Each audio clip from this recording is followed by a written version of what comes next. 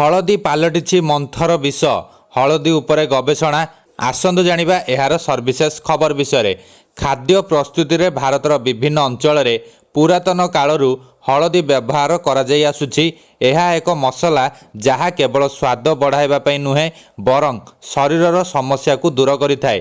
तेबे वर्तमान एक गवेषणारू जणा पड़िछि जे भारतर केतक स्थान रे हलदीर गुणवत्ता खराब रहिछि।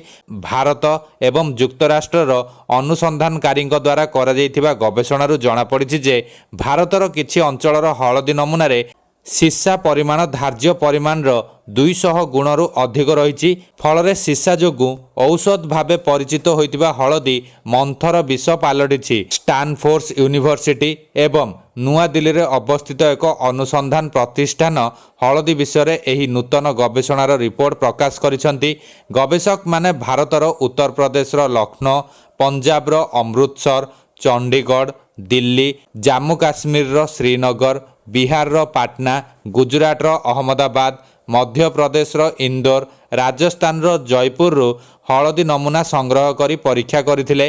गवेषणा रिपोर्ट रे कुहा जायछि जे लखनऊ एवं इंदौर रु मिलिथिबा हलदी नमूना रे मूल्यांकन रे सीसा मिली नथिला। तथापि ए सबु नमूनार अधिक गवेषणा आवश्यक रहिछि।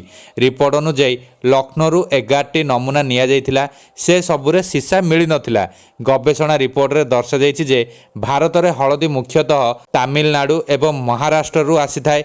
तथापि 32 शतकड़ा हलदी नमूनार उत्स जना पड़ी नाही।